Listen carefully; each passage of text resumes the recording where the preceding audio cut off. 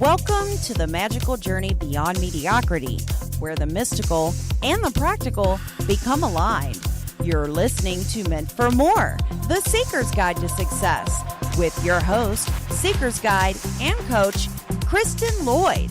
Kristen guides you through mindset shifts to increase your consciousness and live your best life. So let's leave mediocrity behind and step into your magical, magnificent life with Kristen. Welcome back, everyone, to Meant for More, the Seeker's Guide to Success. I am your host and Seeker's Guide, Kristen Lloyd. Thank you for being here and tuning in for today's show. We have been accepting call-ins, but today we've been experiencing some technical difficulties. So for our show today, if you have questions for our guest, please be sure to type it in the chat box on boldradiostation.com during our show, and also add your first name and your question in there, and we will get it answered. Today, our special guest is Annette. Amber is a life and business psychic medium who takes a non-traditional and spiritual approach to coaching and consulting for purpose-driven entrepreneurs. She uses her gifts of psychic mediumship and blends them with her business acumen to give entrepreneurs, executives, creatives unique ways to reach their desired level of successes. Welcome, Amber. Good morning. How are you, Kristen? I am amazing. I'm so excited that you are here, and it's been a while since I know we've connected, but I'm like thrilled to have you on today. Well, thank you. I'm thrilled to be here. And I just want to say for everybody listening, if you're on Spreaker or on Bold Radio Station, you can put your questions in the chat box and we'll get them answered. Because I know Amber and I were both excited to be accepting call-ins today, and we're a little bummed that the call-in feature isn't working. So, yeah. But anyway, any questions that they have, whether it's for something like career path, a question about their business. I love tuning in to entrepreneurs and coming up with creative ideas for businesses. So don't hold back. Yeah, for sure. And I always start the show off with asking my guests their journey to more, because you didn't just, show up one day and say, "Hey, I'm here. I'm a psychic medium and this is what I do." Your journey unfolded. And it came to fruition through this path. And that's what I love. That's what I call the seeker's path, is everybody's seeking more, but more outside, more within. And so I'm curious to know, what has been your journey to more? Where did you begin and how did you get to where you are today? Yeah, so I've been a full-time entrepreneur for almost 2 years now as a life and business psychic medium. For 15 years before that, almost 15 years, I was in the financial services industry. I live in Minnesota in the Twin Cities area, and had actually an amazing career. I really loved what I did. I managed banks and credit unions. I did business development for financial services institutions. And like had what I guess you would consider like a normal life, like married, kids, went to like my corporate job every day, the house, but very stale in a lot of ways when I look back. Good, but just not full of light. There was no light. And I always had this very odd connection and fear of like ghosts. As weird as that sounds, like from a very, very young age, I could always sense them and feel them, and it made me very uncomfortable. Like I could never watch scary movies. Like I would be up for like months. Like it was horrible. I'm the same way. Oh my God. I just have to tell you, I'm the same way. It was terrible. Like I even actually, after the birth of my third child, it got so bad that I went to the doctor, who of course was like, "Oh, well, you could be bipolar. You could have schizophrenia. Here's a bunch of That's medication." Lovely. Right? Yeah. So they actually put me on a bunch of medication, and I didn't see anything or feel anything again for a long time until I got pregnant with my fourth child. And of course, when you're pregnant, you can't be on those types of drugs. And, Right.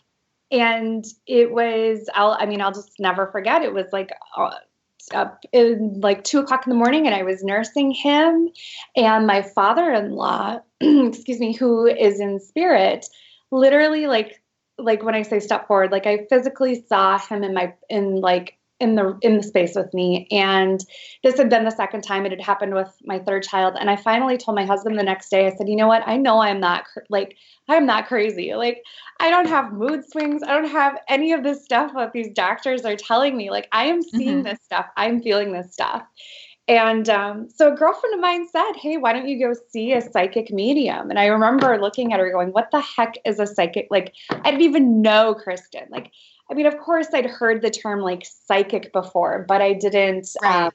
I just had no idea what one session, what one reading would do for my life. And I met with this woman, the psychic medium, and had a wonderful reading. And at the end of it, she said, do you have any questions? And I said, well, why does all this keep happening to me? Why do I keep seeing these things? Why do I hear these things? I'm really scared. I'm really freaking myself out.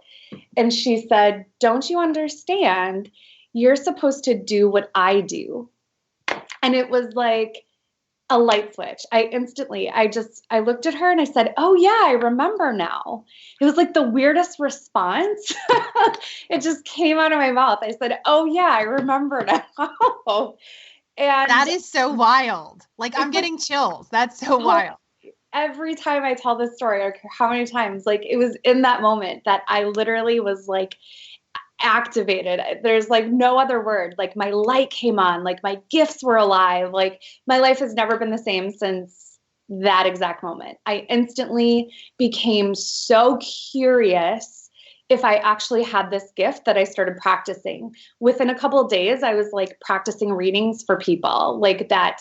People that I knew, but knew that if I got information about it, there's no way I would know it.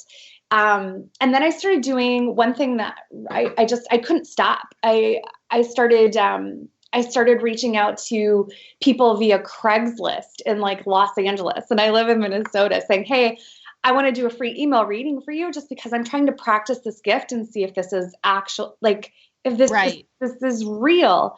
And it just kept growing and growing and growing from there. It's just been an amazing journey. That's awesome. So you started doing these readings, and then how did you move from the financial services industry to starting your own entrepreneurial business? Well, it became really apparent very quick for me that this was like my purpose. Like, I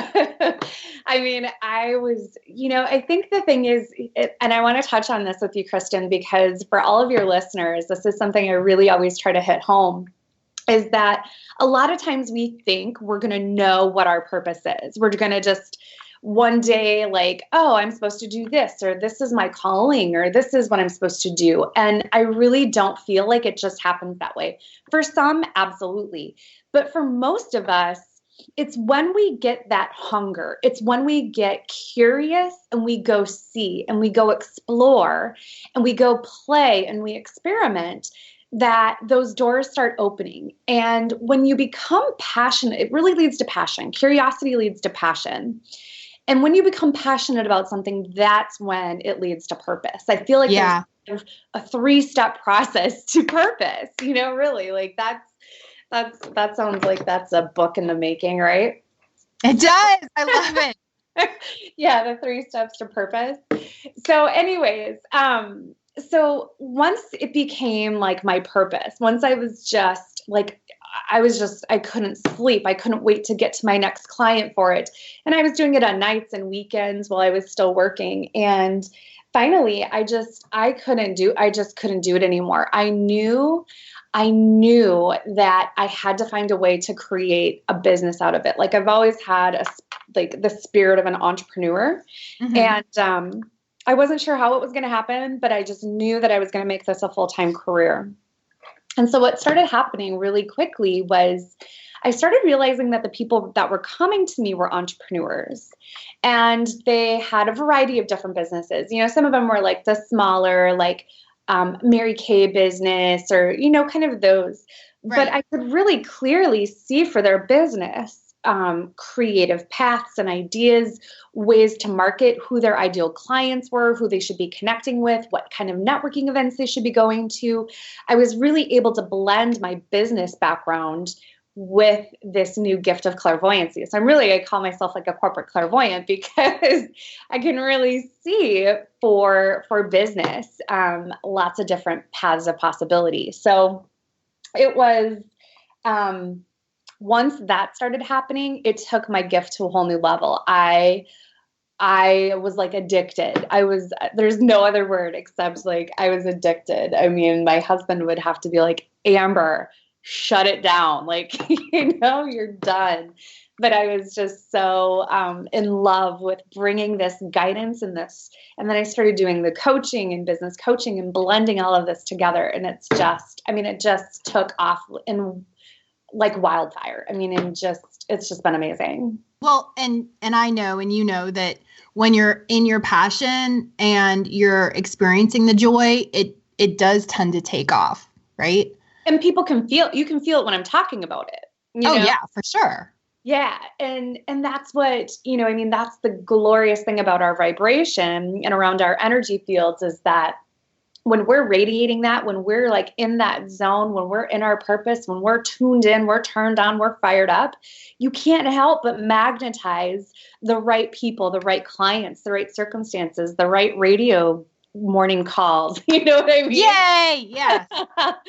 So yeah, absolutely. It's, I wouldn't change a thing about it. I mean, as well as I do, that entrepreneurship is not for everybody. There are peaks and valleys and highs and lows, like in anything.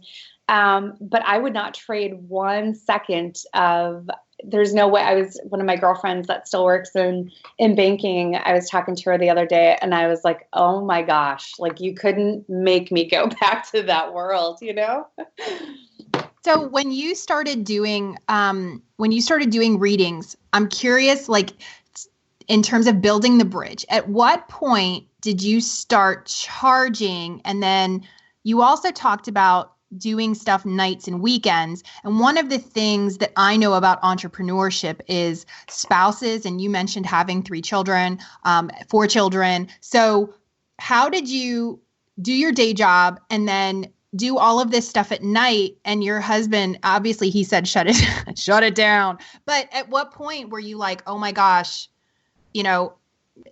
those 2 different bridges, from when did you start charging and then things got busy and then you have this family? So yeah. So right out the gate, of course, I wasn't charging anything because I just wanted to explore it. I just wanted, it was like, I wanted to pay people to let me try to do it for them almost, because I was so hungry to just keep going with it and to learn. Mm-hmm. And I didn't have at the time, I didn't have a mentor. I'm completely self-taught when it comes to these, when it comes to like mediumship and to these gifts. It just came very, very natural for me.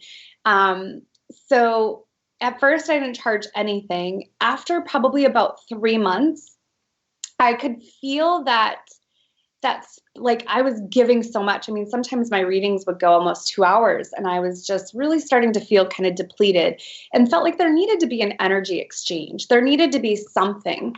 So what I started telling people was, and by then, like people were calling me, people were reaching out like, hey, so-and-so told me to call you. Like referrals were kind of starting to flow a little bit. And, so I started telling people, like, I don't charge, but I do just ask that you gift me gift something, something that you feel appropriate, something that you feel the reading was worth. And that was pretty good most of the time. And again, after about a month of that, I was like, you know what, this is deeper than this. I need to come up with, this is a lot of my time. I'm taking time away from my family, from my job sometimes. Like, I need to be compensated for this. It just felt right that it was time to start charging. And so I think I started like $75 an hour or something. It was like really low, and started charging $75 an hour and just kind of kept growing from there. Mm-hmm. And I did that for, I did that for probably about 5 or 6 months, and had a pretty decent client base that was coming to me nights and weekends. And I was so miserable by then in my career that I had to make the leap. I had this faith, and I had this trust, and I had this strong intuitive nudge telling me to like let go of your job. Like, the clients, the income is easily going to be replaced. And it was like almost from like day one, I was bringing in almost equal to what I was making at my corporate job, and a bazillion times happier. Can't even express like how much happier I was. So I have like so many questions are flowing to me. So did you have to embrace trust and surrender, and that inner knowing that it would just happen, or So the day, I'll tell you what, this is probably one of the like most significant moments of my life. I had worked for this gentleman for pretty much my entire career, off and on. He was like my mentor in the financial services industry. I looked up to him, respected him so much. He had always gone to like bat for me and promoted me, and just an amazing relationship. And I had to go tell him that I was resigning and that I was leaving. And I will never forget it. He on the spot was like, well, what if we do more money? What if, I give you this title? But, started like throwing some really nice bargaining at me to try to get me to stay. And I had this amazing spirit guide step forward. And I don't always physically see, but this spirit guide stepped forward, and she was this amazingly like decked out in like all this like Indian attire. She was just, and she said to me, I will never forget it. She said, Amber, your curvaceous soul will never fit inside their corporate box. And I was like, I'm sorry, I'm done. Like it was like all of this happening in this, like in his office, he has no idea I'm seeing this but her words were so strong with me. And every time I've ever been like, oh, maybe I should just quit or go back or try to fit, it's like my curvaceous soul will never fit inside a corporate box again. Mm-hmm. So it's just, I knew in that moment, I was just like, I'm done. I'm out. I'm trusting. I have this faith. I am being divinely guided here by something so much bigger. Mm-hmm. That's amazing. And,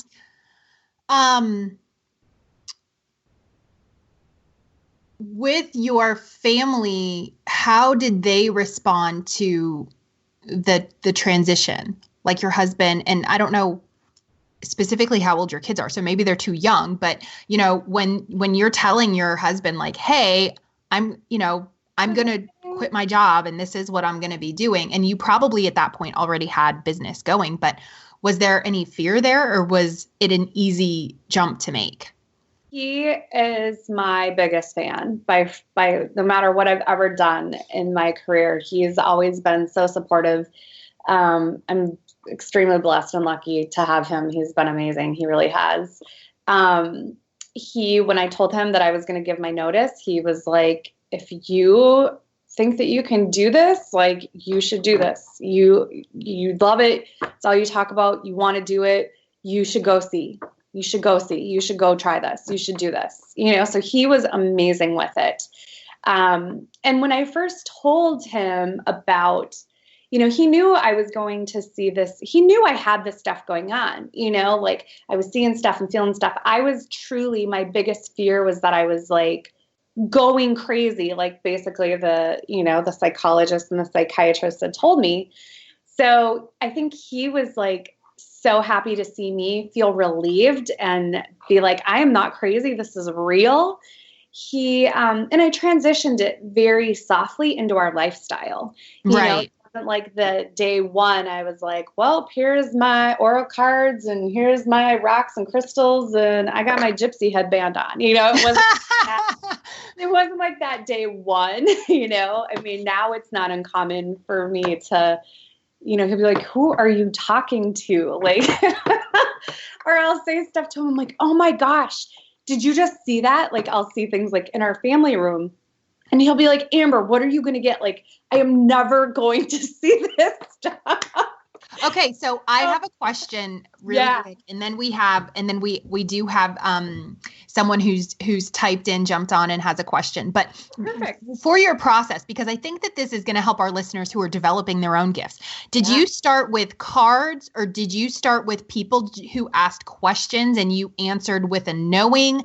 Like, what was your process of learning? Because I know some people use cards and some people just use like mediumship, like clairvoyance. Yeah, I never used cards. I always just came from this really strong place of using actually more than just clairvoyance, which is your gift of being able to see, but also my gift of claircognizance, which is a clear sense of just knowing. Like in the beginning, I didn't know how I knew what I knew or how I knew what to say. Like I didn't even realize at the time, like, I didn't even know what a channel was. I didn't even know what channeling was.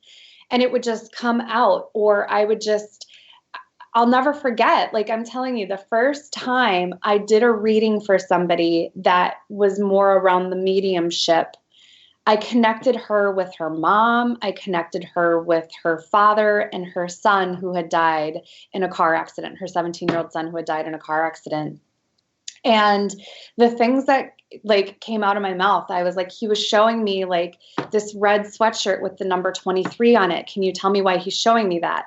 Well, that's his soccer number 23. That's what he was wearing the night that he was in his car accident. It wasn't things that they were deep. They had real raw meaning behind it. And I didn't know how I knew it, but I just knew that I needed to say it.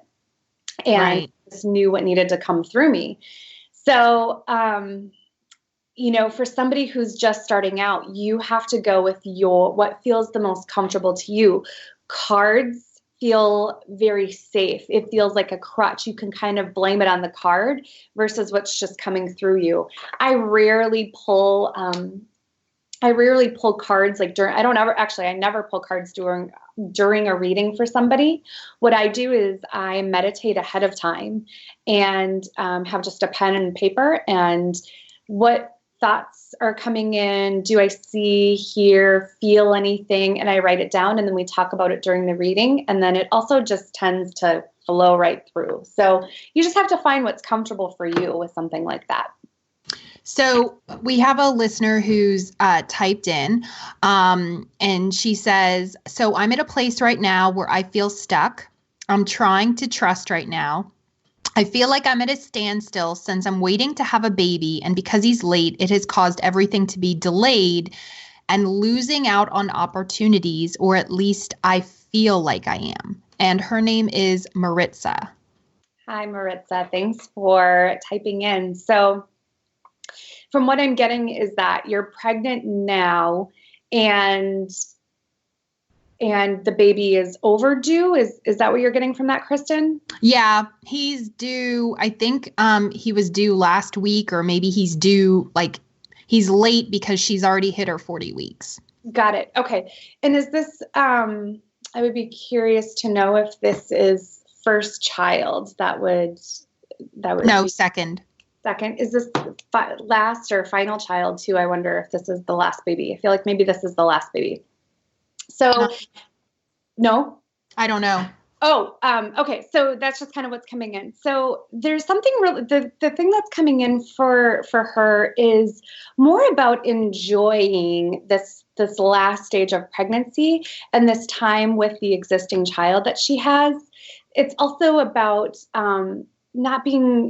don't feel stuck that the opportunities aren't happening or that that the magic isn't happening.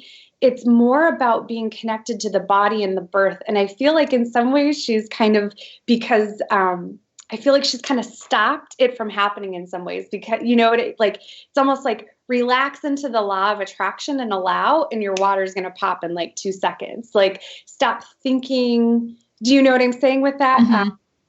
I wish I could talk to her to kind of feel more energy from it. So there's going to be plenty of opportunity for career development, for business. Right now, there's something really important about connecting into the body and relaxing and allowing this, getting into a more state of ease and relaxation for this birth to happen. The business, the career, it's going to be there after. But as soon as you can kind of soothe your vibration and feel good, boom, baby's coming. Yeah. Yeah. And that resonates so much because, when there's a force of like, okay, baby's got to come, something's coming, Right. that's like a rushed energy. Right.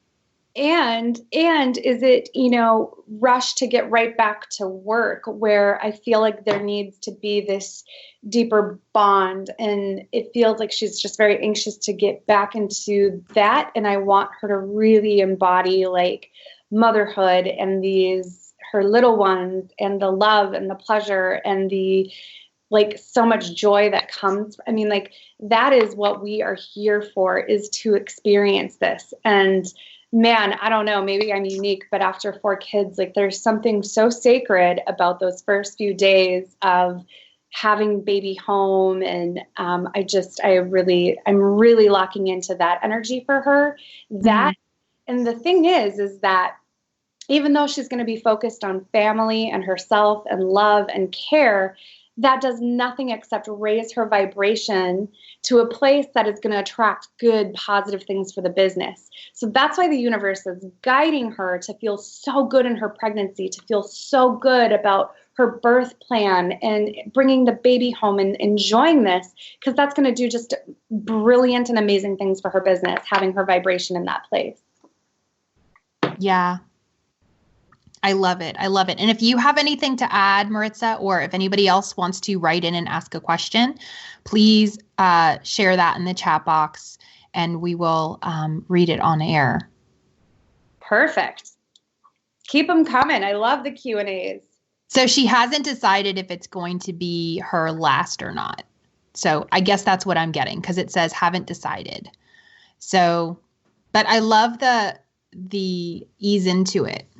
Mm-hmm. So what tips would you have for entrepreneurs, or entrepreneurs specifically, into connecting with their entrepreneurial angels, or if someone is transitioning from a corporate job to entrepreneurship, what tips do you have for them to connect to the universe, to their guides, to their angels, and those are all the same thing, right? Yeah, absolutely. And whether you call it your spirit guides or an angel, the universe, like, use whatever title, whatever label feels best for you, your higher self, your soul, like, it's what feels good for you. There is no wrong way to feel connected that way. So the first thing is, I am a huge fan of ritual and routine, of making that connection your first and foremost, most important part of your day. So mine, I call it coffee with the universe. So anybody who knows me, I'm like a crazy coffee fanatic.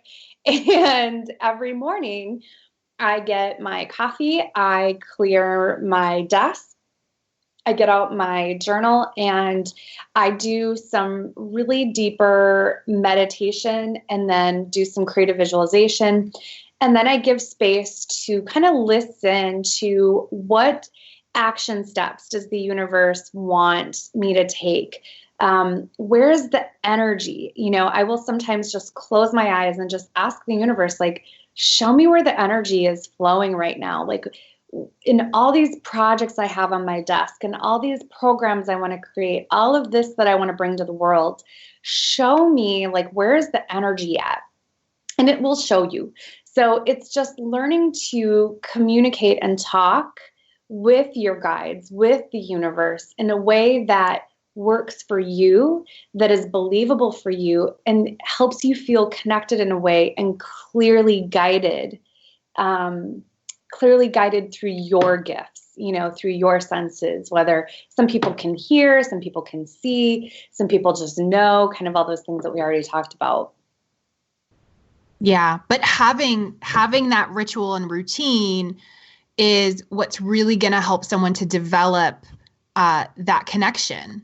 Yeah, it strengthens it. The more, it's just like anything else. Meditation, it's a muscle. That relationship, it's like a muscle. The more that you work it out, the stronger it's going to get. So, I mean, you have to have those non-negotiables when you have to have those. And for me, my morning meditation and coffee with the universe is non-negotiable. I have to do it. I have to feel that connection point. And that is where a lot of times I create my daily to-do list is an inspired to-do list based off of this morning coffee and connection. So, and did you start that when you were still in that learning phase, or did this begin when you started your business? This actually started about just a year ago. So in the beginning, I was like kind of flailing all over the place, like, mm-hmm. Do I need to do a lead page? Do I need to do a webinar? Like, what is all this stuff? Right. Entering the online space can be like a little overwhelming in the beginning. So that was kind of like the beginning. There was just no consistency. I didn't have a grip on my calendar of how I saw clients. And about a year ago, I decided I didn't want to work from home anymore. Like that just wasn't, after 15 years getting up every day, putting on a business suit and leaving my house, like after a few months, I was kind of like, I don't want to wear yoga pants anymore. I need to get up and I need to get ready and I need to go to work. So I invested in a small office space outside of my home. It's about 15 minutes from my house. And when I came here, that's when everything really started changing in my business. I started, really getting clear of what my calendar should look like. How did I want to see clients? What certain days of the week, I really started managing my business, managing my energy, and created this routine where before I would ever see any client in the day, I had this 20-30 minute period each morning blocked off where it was coffee with the universe. And it was when I started doing that, and it was about a little over a year ago, that everything, in fact, I moved in here in September last year, and in October of last year, I had my first 10K month. So it wasn't a surprise to me just because I was showing up different in my business. So when you start showing up different in your business and different in that connection point in your rituals and routines, you can't help but, again, attract the right people, circumstances, and opportunities right back at you. Right. We have another question. This comes from Amanda. I have always been stuck on trying to figure out what I want to do with my life. I have all these ambitions, but I feel like I don't have a drive to be successful, which causes me to be resentful of the people that have this drive. I cannot get my ball rolling, and I don't know why. So the first thing that comes up is creativity. I feel like it's been a very traditional route that she's tried to take with, go to school, get certified, go to class, get the degree. It feels like this very traditional form of figuring out what makes her happy. And I really feel like it's when she, kind of like what I was talking about earlier, starts exploring colors, paints, take a painting class, go do a glass blowing class. There's something about getting in that feels like the right form of meditation for you, even though it might feel uncomfortable at first. But what that really is going to allow the universe to give you ideas. It's going to allow one more door to open, one more path to unfold. It's going to allow you to be more curious and more hungry, which again leads to passion. Because when you find what you're passionate about, you're going to have the frickin' drive all day long to go after it, if it's something you are truly passionate about. So it takes some soul exploring on your part Amanda, to what is it that turns you on and lights you up? I'm also seeing books, so I'm not sure. And I feel like there's like this need and this call from you to serve or to coach or I also feel this connection to to like the holistic community. So there are a lot of different of these. There's a lot of different pieces that you're multi-passionate about or you're multi-curious about. So don't feel like you have to pick just one thing. It's when you start blending a couple of them together that you're going to find your sweet spot. I'll use myself as an example here. I blended my love of sales and financial services and business and marketing with my gift. I didn't want to keep them separate anymore. So I feel like that's kind of what this is it's taking and it's merging everything that you've accumulated along the way so far and getting hungry for more. That's great.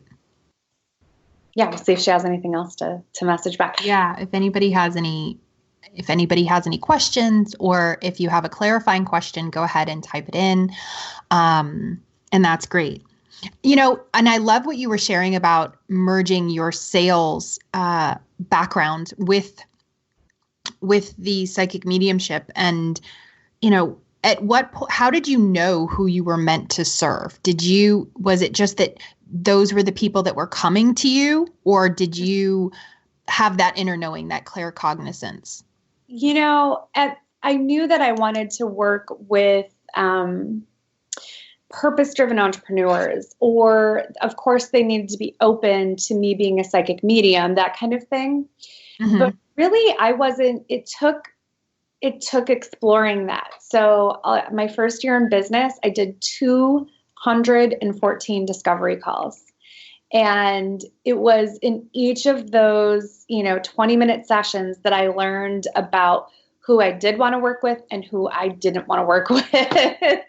So I don't know that one but it was definitely following my intuition to book those discovery calls. But then it was during the call, I didn't offer an opportunity for everybody to keep working with me. I got really clear on, I don't know that I want to work with this type of individual, or I don't want to work with this type of individual. I need them to be a little further along in their knowledge of, like the law of attraction. So I started getting clear the more that I got into coaching and just doing these sessions for people. Mm-hmm. Yeah. And when you said that there were people, so did they get on the call thinking like, oh, this is a discovery call, right? So, and that implies that there is, let's see if we want to work together, but not everybody got an offer. Did you ever have a chance where somebody wanted to work with you and you were like, yeah, no. Yeah, no. Thing that was really super uncomfortable. There was a couple where, they kept coming back and wanting an additional 15-minute session or something like that. And I was just like, nope, I just offer just that one session right now is that's it, but I never really had, I guess maybe kind of lucky that way where, I didn't have anybody that was like overly aggressive of like reaching out or trying to work with me or, cyber stalking, nothing like that. Nothing like that. So it was actually, that part's been pretty good for me.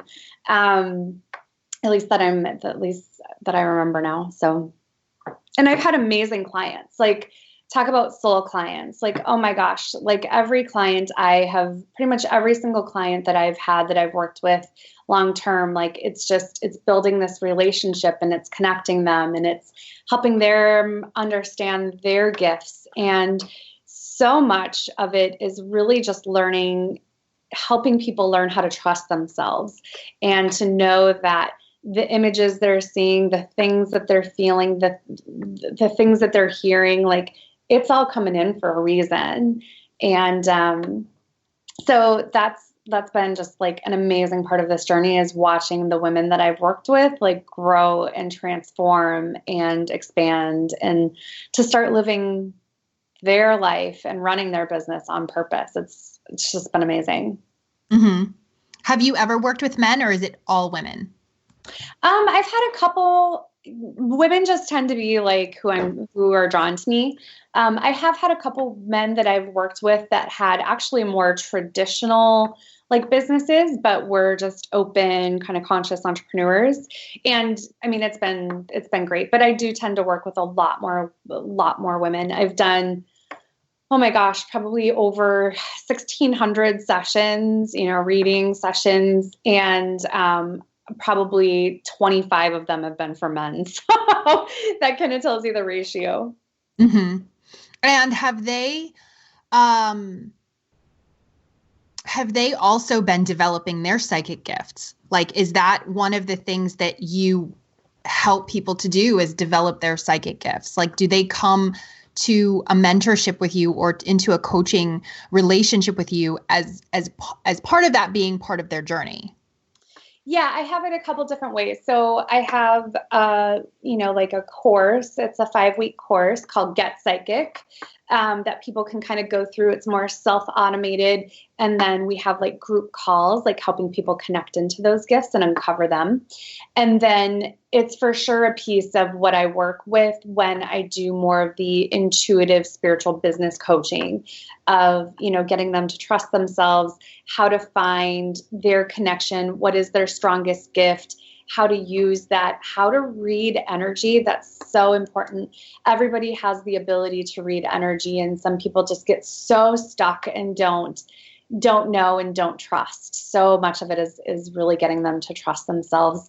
And then of course coming up with, I'm a creative channel for the sales route, for the marketing components, for opt-ins, like all of those online pieces that are so important in business. So and, this question just came to me because as an entrepreneur and also as an empath, one of the things that I have to do is really shut things down when I get off a call with someone, because and even prior to that, or even when I'm counseling people, it's like those thoughts will come of how to help that person.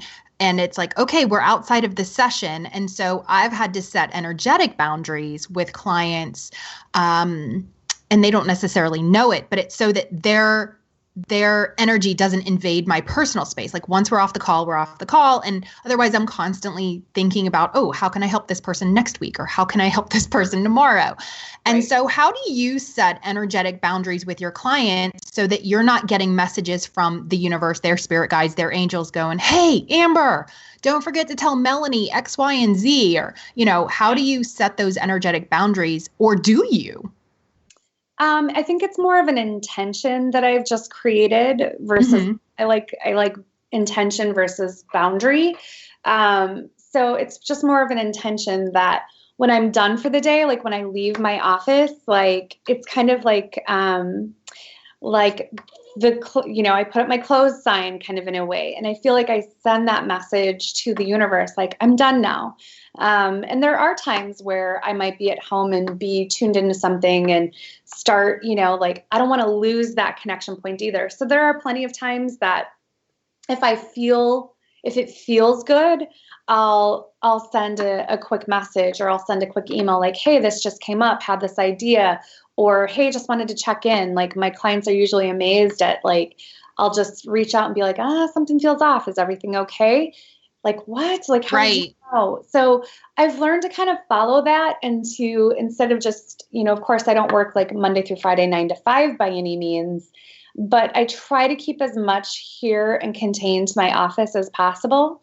And so I feel like kind of like it's this intention that I've set that like when I leave my office, like unless it's urgent, like don't, like it just doesn't come into my awareness.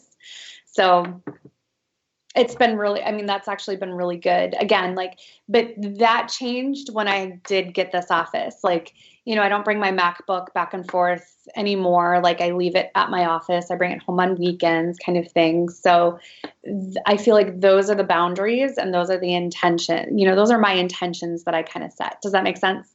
Yeah, no, that's awesome. And I think everybody has to have their own, and I'm going to call it boundary, but yeah, the intention setting. And I think energetically, like you said, when you need to share something with someone versus if you have clients that are constantly coming up and, you're with your family. So yeah, I wasn't sure because that's one thing that I've heard from other mediums before is, turning it off, turning it on and turning it off and being more conscious of that. And obviously there are just things that are going to come. Like you said, you're in your living room or you're in your family room and you're like, did you just see that? I mean, That's not something to turn off, but the working part of, all of the added stuff that can kind of come. And I wasn't sure if that was something that you experienced where all of a sudden, you're on and then entities or, the connections are like, okay, Amber's here, everybody. Yeah, not as much now as it used to be. Now I can disconnect pretty easily and just, again, I feel like it's kind of this intention that when it's done, like, and I always have this, like when I'm done with a reading or anything, like, I'm always just like, oh my gosh, like, thank you so much for allowing me to be a clear receiver. That was wonderful. Thank you. And so it's kind of like my closing, like, okay, thank you. I'm done. Thank you for allowing me to be a clear receiver, but thank you. No, I'm done, So again, like, it's just a strong intention I set each day. Like, and don't get me wrong, like there's days that I probably give too much, yesterday was one of those days. By the time I got home last night, I was really tired. I was really, had to book too many sessions and my energy was really drained yesterday. So, there's days that happens. And then there's other days where it's really good. And I don't have anything at all. I think where it's harder for me is, going out.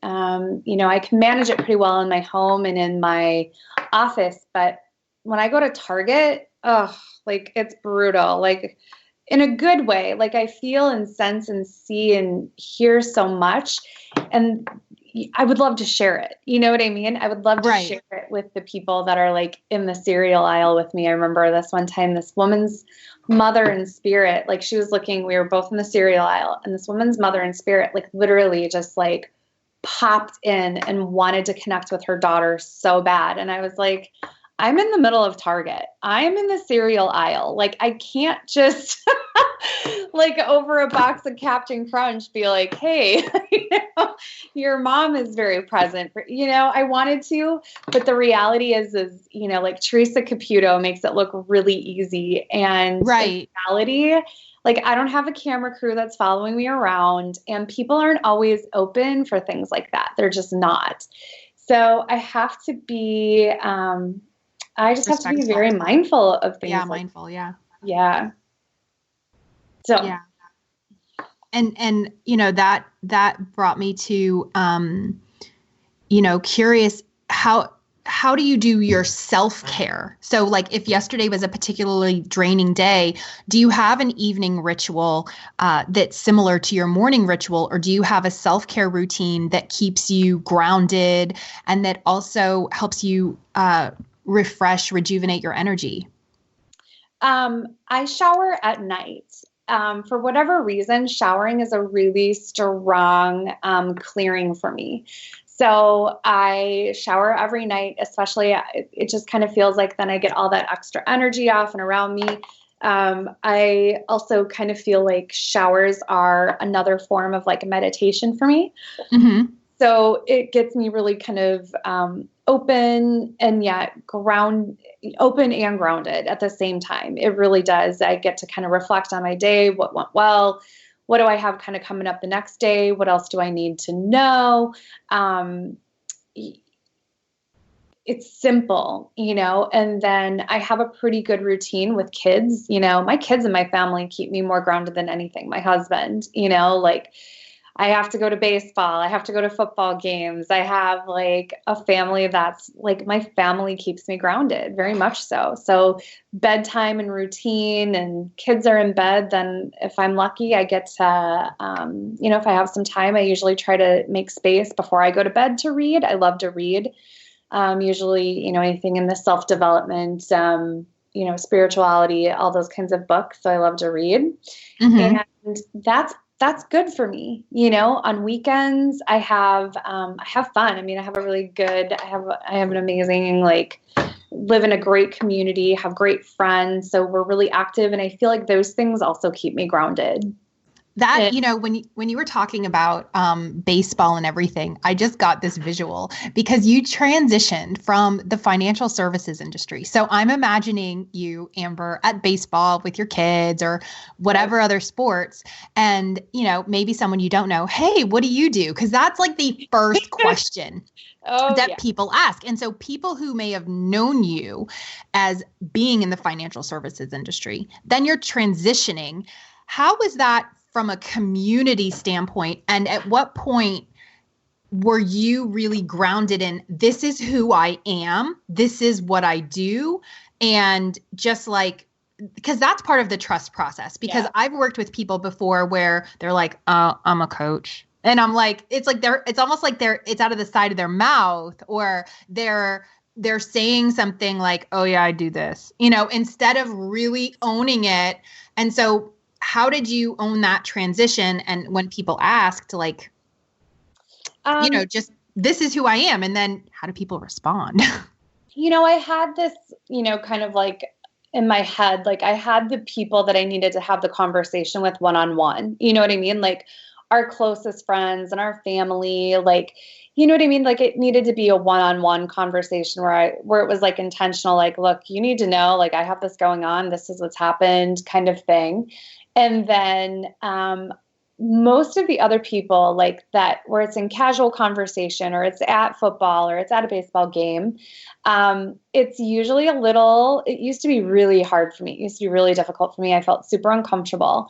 And I have just found that now people are just usually, first of all, fascinated by it. It sounds kind of like cute. I have a son who's a senior in high school, and they're fascinated by it. You know what I mean? People are fascinated by it. They're curious. They want to know more. I've had a few people that are nope, not it's against their religion or whatever. Well, that's fine. That's totally fine. We don't talk about it. It's not something we have to talk about all the time. So luckily, the community, our friends, our family, everybody has been really supportive. And now it's been a couple years, you know what I mean? So people are and they're kind of seeing I'm on a mission. I'm not just, I'm on a world mission to spread light and ignite lights of others. And so I think people realize it's not just it's more than just psychic mediumship. I'm interested in creating a legacy with my light. Right. Oh, that's awesome. I love it. So when you meet people and they're excited about it, do people then typically ask you a question, or they're like, hey, can I get your card? Or sometimes, I really try to not, work with people that I know too much, that are friends or family, because I don't necessarily always want to know. I don't always want to know. And it's actually sometimes harder for me to read people that I know. Right. It's just, I kind of start overthinking it. Is this coming in because I know this already, or is this coming from somebody in spirit? So it kind of gets to be a little muddy. So I try to keep those things really separate. Now, what usually happens with friends is I will just send a text message hey, what's going on? Oh my gosh, how did you know? I get that a lot, where it's more that out of the blue, an intuitive nudge, just that strong sense of knowing I need to reach out to somebody. Mm-hmm. Mm-hmm. Yeah, no, that's awesome. So is there anything else that you have to share today with our listeners in terms of transitions that they may be going through on their own journey, and for those people who are interested in entrepreneurship? Any other tips or tricks or intuitive nudges? Yeah, I mean, just listen, give that space, that time each day to listen to the universe, to be guided, to trust that there is something bigger. And trust those like curious nudges, those intuitive hits from within, like they lead you somewhere, and I think a lot of times, like I said, one of the things we talked about already was, your passion is what leads you to purpose. So get curious about what you're passionate about. Mm-hmm. And don't stop. When people say like anything is possible, anything and everything is absolutely possible with that drive and with determination and with the right mindset and the right soul set, you're good to go. I completely agree. And I think that it's also that joy and that flow that you were talking about earlier, because that ignites from the passion. Completely. And that's where the allowing comes in. I completely agree. Yeah. That's what I got, girl. Yeah, no, that's awesome. Okay, so where can people find you, connect with you, and do you have anything that you'd like to share, either freebies or any groups or anything that you have coming up that you'd like to promote to our listeners today? Yeah, if they just go to amberannette.com, there is a link right on there to enter in your email address. And I do a monthly group reading via Zoom. So it's you can actually see me, and I connect into people and do on the spot, like it's a monthly free reading, and do little mini readings for people, and absolutely love it. So that would be fantastic. So yeah, just amberannette.com, and you can get signed up right there. I love it. And then do you have a Facebook group, Facebook page, Twitter? I do have a Facebook group, The Intuitive Entrepreneur.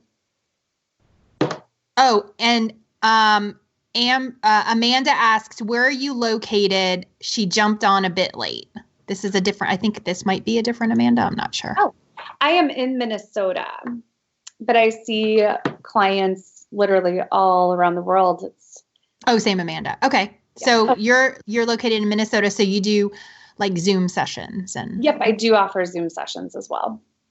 Okay, so amberannette.com, and then your Facebook page is Ask Amber Annette, and your Twitter is Ask Amber Annette.